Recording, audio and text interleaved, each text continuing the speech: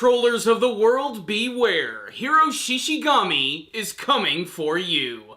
That's right, guys. Another week, another day, another crazy episode of Inuyashiki. This week's episode was certainly a train wreck of an episode. And I don't mean that it was bad. I mean that it was like literally watching a train wreck in slow motion. You know what you're looking at is wrong. You know what you're seeing is incredibly disturbing, but you just can't look away.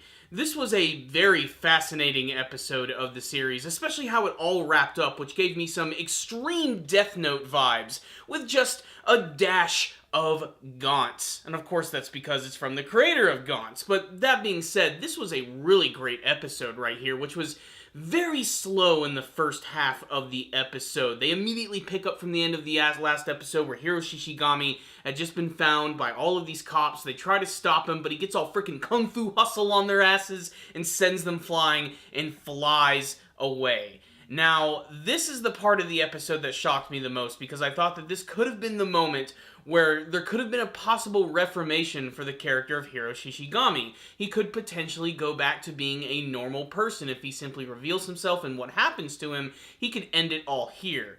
Instead, he makes the mistake of becoming a fugitive, and then the media and everyone online basically just tortures him and his mother to death, to the point where his mother actually ends up committing suicide over all of the crazy things that are going on with her son. Now, while all of this is going on, you have this entire sequence of Hiro who actually gets reunited with, of all people, Shion, otherwise known as Pubehead. And I just wanted another excuse to say Pubehead.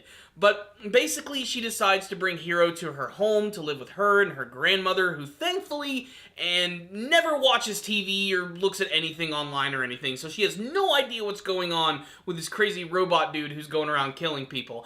And he basically spends a couple of days there trying to realize what it is he's going to do. Should he turn himself in? He's been watching the news constantly through his weird robotic vision, and then when he learns that his mother has actually been killed, that's when he decides to go on the rampage. There's a scene where all of these news people are interviewing his father, and they're basically just guilt-tripping him. All he has to do the entire time is just keep apologizing, and that's something that I want to talk about a little bit more, about how the media sort of like really just amplifies and makes problems a lot worse for these type of situations. But Hiro finally does arrive, and then he just starts slaughtering everyone. Bang, bang, bang. I do like the fact that now he uses a machine gun style technique where he's just like, ba ba ba ba ba ba ba ba ba, and he just like takes out everyone except for his father. He flies away, and this is when he begins his revenge against all of those who pushed him to the brink and caused his mother to commit suicide. Because he's been monitoring everything that's been going on the news and everything that's been going on online, and during this whole message board sequence, there's all of these asshats who've basically been saying that his mother's terrible, that Hiro is just a wimp and he should kill himself, and that they could kill him if they wanted to, and eventually it pushes him so far where he declares that he's going to find every single one of these people who've been trolling, so to speak, and he's going to kill them all one by one personally. Now, when I saw this happen, I'm like, okay, things are about to get insane. He's going to find out where these people live, he's going to go to their homes and just make them explode. It's a little more crazier than that, and it opens up the possibility of this guy becoming one of the scariest villains that I've ever seen, as due to his super cybernetic extraterrestrial robot body, he actually can allow himself to go inside someone's computer and actually kill them from the computer screen. That's right. So if you're like sitting in front of your computer and he's right there, he can just bang bang and you're dead right there. The way they open up this sequence is with this one troller who's just hanging out in his room, clearly a very stereotypical otaku type character who still lives with his mother. And Hiro just appears in his room, switching from his phone to his monitor, and basically he's just trying to get a rise out of this character who isn't taking anything all that seriously. He's more elated over the fact that he actually has this world-renowned serial killer there on his computer talking to him, and he doesn't take his threats at all. That is until he realizes that he has the ability to shoot through the frickin' computer monitor, and then proceeds to torture this guy by shooting him a couple of times, destroying his room, and then getting him at point-blank range by shooting him directly in the frickin' cheek.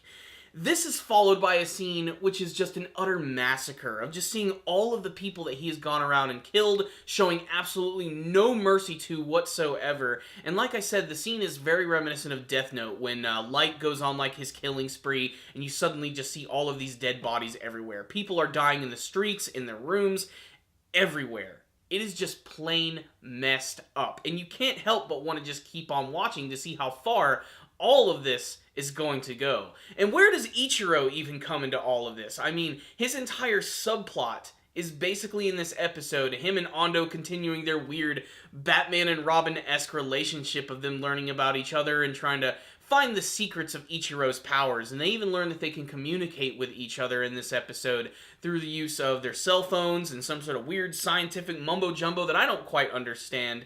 We even get to see how far these cyborg humans can actually go with their flying abilities. We even see Ichiro quite literally go into space. He even reveals himself, unfortunately, to like this one astronaut who is probably just crapping his pants when he sees this weird, creepy robotic man just flying around in space, and then he makes his quick retreat. I would have liked a little more time with Ichiro, and considering that the name of the show is Inuyashiki, I felt that it was mostly going to follow his story, but the last couple ones have pretty much just been sort of following like the downfall of Hiro Shishigami, which is not so much a downfall as it is a profound transformation, where before he was basically just your run-of-the-mill serial killer, and now he has quickly transformed into a Saturday morning cartoon villain in the most R-rated of senses, basically. He has become truly a great villain for the series, and a great villain needs a great hero, and I know it's only a matter of time before both him and Ichiro decide to throw down in an epic cyborg battle. So, what's the rundown on this week's episode of Inuyashiki? This one was really good despite the fact that the first half of the episode was really, really slow. I knew things were going to get really crazy in this episode, especially the way they ended in the last one. I just didn't expect them to escalate as much as they did in this episode. I felt there was going to be a little bit more of a struggle at the beginning, aside from him just running away, but I loved the sequence of him escaping and going into the inner workings of the city, and just sort of casually landing in front of people, like knowing that he's so powerful, no matter who catches up with him, he can simply just fly off and do it again. I didn't expect for Pubehead to come back, though. Apparently she is going to be an important character for the series, and her entire relationship with her grandma and everything, I think, is going to come to a head in the series, especially considering there's going to be a lot of drama around them, because there is even a scene where Hiro contemplates killing not only Pubehead, but her grandmother as well, which is a very disturbing scene, showing that it's still sort of like teetering in between the lines of just both being sane and completely insane. It makes him a very terrifying character, to be perfectly honest, and I really just can't wait to see how Ichiro is going to stop him. And the fact that he's killed so many people at this point, like by the end of the episode, you see how many people that he's killed, and it's kind of insane. Like, he's definitely going to be some sort of international criminal at this point, and I can't wait to see how Inuyashiki is going to stop him, or how he's going to keep people from, you know, getting to him. That's another thing. Like, now that people know that he's going to be killing people, like, through the computer screens and everything, are people going to be, like, banning computer technology, not wanting to use it for the fear of wanting to be killed by this cybernetic criminal?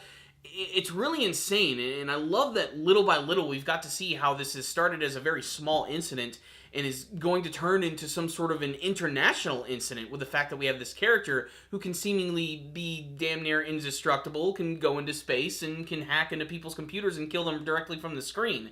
It's an interesting dynamic, and I cannot wait to see where it is going. It is sci-fi storytelling at its best, and it's very twisted and very crazy to look at, too.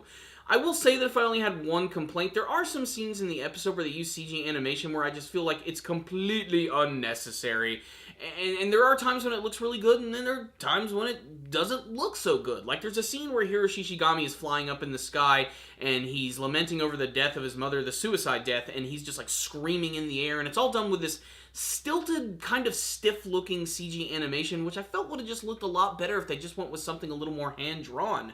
There's also a moment where he simply reacts while having breakfast with Pubehead and her grandmother, and he's done in CG, but they're done in the regular style, and when you see them back-to-back with one another, they just don't mesh that well. So on a technical level, there's really nothing that crazy to speak of this episode. The good thing is the story is so enthralling that you're going to find yourself not really caring. That being said, it is a blemish on an otherwise pretty good episode. So I liked this one right here. I'm gonna give it a 4 out of 5, and you guys should definitely check it out. I can't wait to see where this story is going and how much crazier it's going to get from here. It's Inuyashiki, it's awesome, and it's worth your time. Make sure to tell me your thoughts about the episode if you did watch it in the comment section below. What did you think of the big crazy supervillain transformation of Hiro Shishigami, and what do you hope to see from the inevitable confrontation with him and Ichiro and the rest of Inuyashiki? Thank you guys for watching this review. Make sure to subscribe to the channel for more anime reviews. Make sure to like the video. I'll see you guys next time. And as always, stay damn down, baby.